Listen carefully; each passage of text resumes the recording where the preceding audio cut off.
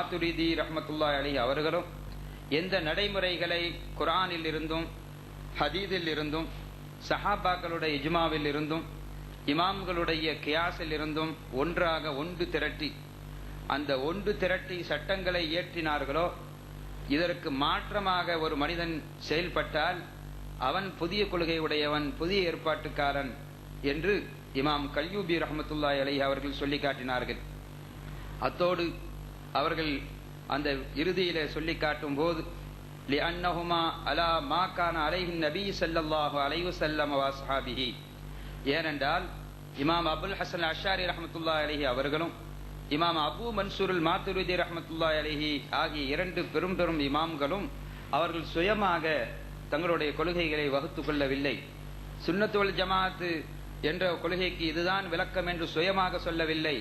காரணம், பெருமானார் ஸல்லல்லாஹு அலைஹி வஸல்லம் அவர்களும் அவர்களுடைய அருமை தோழர்களும் எந்த அக்கீதாவிலே எந்த சித்தாந்த கொள்கைகளை அவர்கள் பின்பற்ற வேண்டும் என்று சொன்னார்களோ அந்த கொள்கைகளை உடையவர்கள், அந்த கொள்கை அடிப்படையில் தான் இமாம் அபுல் ஹசன் அஷ்ஷாரி ரஹ்மத்துல்லாஹி அலைஹி அவர்களும் அபு மன்சூருல் மாத்துரிதி ரஹ்மத்துல்லாஹி அலைஹி அவர்களும் அந்த கொள்கையில் தான் இவர்களும் இருந்தார்கள் என்ற காரணத்தினால் நாம் பின்பற்றுவது இந்த இரண்டு இமாம்களையும்.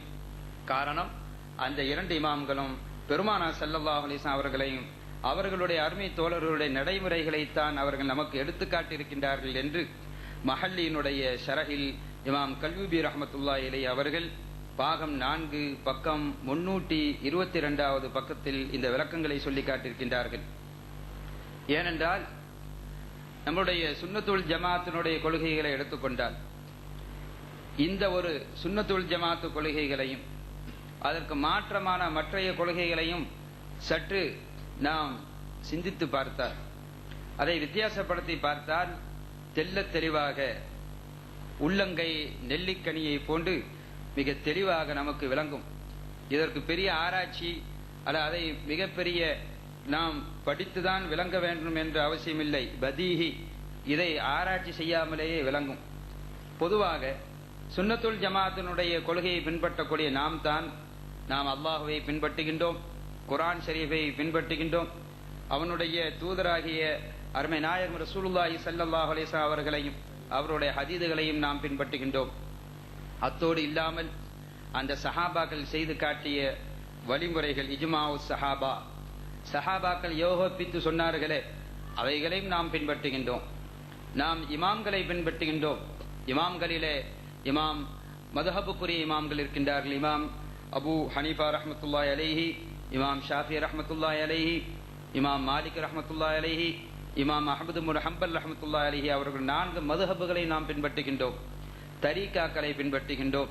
நம்முடைய முன்னோர்கள் எவைகளெல்லாம் மார்க்கமாக செய்து காட்டினார்களோ, நமக்கு எவைகளெல்லாம் வழிகாட்டியாக அவர்கள் முன்னோடியாக இருந்து செயல்படுத்தி காட்டினார்களோ அவைகள் அனைத்தையும் நாம் மறுக்காமல் அது அப்படியே நாம் பின்பற்றுகின்றோம். நமக்கு ஆதாரம் என்று வரும்போது நம்முடைய முன்னோர்கள் அது ஆதாரமாக சொன்னால் அந்த ஒன்றே நமக்கு போதுமானதாக இருக்கிறது. காரணம், அவர்கள் அல்லாஹ்வுக்கு நம்மை விட மிகவும் அச்சப்பட்டவர்களாக முத்தகீன்களாக இருப்பதன் காரணத்தினால் மார்க்கத்தில் இல்லாத ஒரு நடைமுறையை நிச்சயமாக அவர்கள் நமக்கு போதிக்க மாட்டார்கள். ஒன்று அவர்கள் காட்டித்தரக்கூடிய ஆதாரங்கள் குர்ஆனிலே இருக்கும், அல்லது ஹதீஸிலே இருக்கும், அல்லது சஹாபாக்களுடைய நடைமுறைகளில் இருக்கும், அல்லது இமாம்களுடைய இஜ்திஹாதிலே இருக்கும். இந்த 4ஐயும் தாண்டி 5வது ஒன்றாக இருக்காது.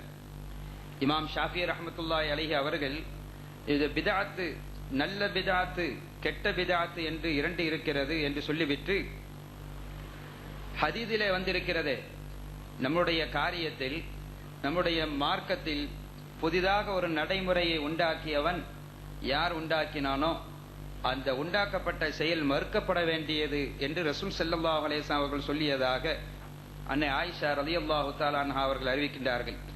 இந்த ஹதீஸுக்கு இமாம் ஷாஃபி ரஹ்மத்துல்லாஹி அலைஹி விளக்கம் சொல்லும்போது, அதாவது குர்ஆன், ஹதீஸ், இஜ்மா, கியாஸ், குர்ஆனையும் ஹதீஸையும் இஜ்மா சஹாபாக்களுடைய யோகப்பித்த முடிவுகளையும் இமாம்களுடைய இஜ்திஹாத் கியாஸையும் இந்த 4ஐயும் தாண்டி இந்த 4இல் இல்லாத புதிய விஷயங்களை 5வதாக ஒருவன் கொண்டு வந்தால் அதுதான் கெட்ட பிதஅத்துக்கள், அவைகள் மறுக்கப்பட வேண்டியவை அவைகள் புறம் தள்ளக்கூடியவை என்று இமாம் ஷாஃபி ரஹ்மத்துல்லாஹி அலைஹி அவர்கள் விளக்கம் சொல்லி காட்டியிருக்கின்றார்கள்.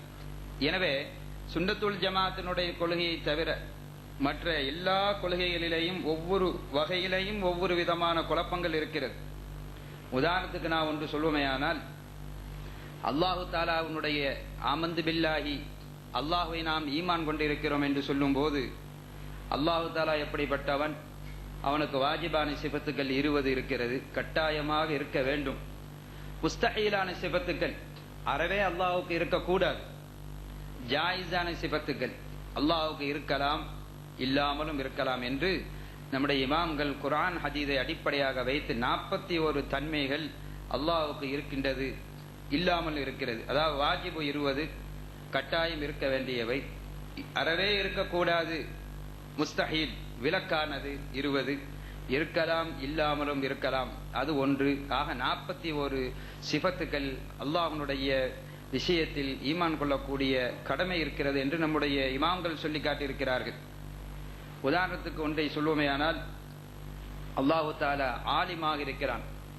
அல்லாமுல் குயூப், அனைத்து விடயங்களையும் அல்லாஹு தஆலா எந்த விதமான துணை சாதனங்கள் இல்லாமல் தன்னைத்தானே தனக்கு தானாகவே அறிந்து கொள்ளக்கூடிய ஆலிமாக, அறிஞனாக, இல்முடையவனாக இருக்கிறான். இது அல்லாஹுக்கு கட்டாயம் இருக்க வேண்டும். எப்போது ஒரு நிமிடம் அந்த ஞானங்கள் அனைத்தும் அல்லாஹுக்கு இல்லை என்று வந்து விடுகிறதோ, அப்போது அவன் அல்லாஹ் என்ற தன்மை இழந்து விடுவான். அல்லாஹ் எப்போதும் ஆலிமாக இருக்கிறான். அல்லாஹு தஆலா காதன்றி கேட்கக்கூடிய சமியாவாக இருக்கின்றான், கண்ணன்றி பார்க்கக்கூடிய பசீராக இருக்கிறான். அல்லாஹு ஹய்யுன் தாயிமுன், அல்லாஹ் நித்திய ஜீவனாக இருக்கிறான். இவைகள் அல்லாஹுக்கு கட்டாயம் இருக்க வேண்டிய தன்மைகள், வாஜிபான சிஃபத் என்று சொல்லப்படும். இதற்கு நேர் மாற்றமானவை முஸ்தஹீல், விலக்கல் என்று சொல்லப்படும். விலக்கல் என்றால் அல்லாஹ்வுக்கு இல்மு இருக்கிறது எப்படி கட்டாய கடமையோ, இந்த இல்முக்கு நேர் மாற்றமான ஜஹில், அறியாமை, மடத்தனம் என்பது அல்லாஹ்வுக்கு அறவே இருக்கக்கூடாத சிஃபத். இதற்கு முஸ்தஹீல், விலக்கப்பட்டது என்று சொல்லப்படும். ஜாயிஸான சிஃபத் என்பது அல்லாஹ்வுக்கு இருக்கலாம், இல்லாமலும் இருக்கலாம். உதாரணமாக அல்லாஹ் தஆலா படைப்பினங்களை படைப்பது அவனுக்கு கட்டாயமானது அல்ல. படைத்த படைப்புகளுக்கு உணவு கொடுக்க வேண்டும் என்பது அல்லாஹ்வுக்கு கட்டாயமான சிஃபத் இல்லை. அவன் நினைத்தால் படைப்பான், நினைத்தால் அழிப்பான், நினைத்தால் ஒரு மனிதனுக்கு அளவு இல்லாமல் கொடுப்பான், நினைத்தால் ஒரு மனிதனுக்கு மிகச் சுருக்கமாக கொடுப்பான். ஆக்குவதும் அழிப்பதும், உண்டாக்குவதும் உண்டாக்காமல் இருப்பதும், கொடுப்பதும் கொடுக்காமல் இருப்பதும் இது அல்லாஹ்வுக்கு ஜாயிஸான சிஃபத். கட்டாயம் செய்யதான் ஆக வேண்டும் என்று சொல்ல முடியாது. நம்முடைய சுன்னத்துல் ஜமாஅத்தினுடைய கொள்கை, ஒரு மனிதன் நல்ல இபாதத்துக்களை செய்து நல்ல மனிதனாக, சாலிஹான நல்லடியாராக இருந்தான் என்றால், பொதுவாக நாம் சொல்லுவோம் அவர் ஒரு சோனத்துவாதி, அல்லாஹ் அவருக்கு சொர்க்கத்தை கொடுப்பான் என்று நாம் சொல்லுவோம். ஆனால் இது கட்டாய கடமையா என்றால் அல்லாஹ்வுக்கு கட்டாய கடமை இல்லை. அல்லாஹ் கொடுப்பான், அது வேறு விஷயம்.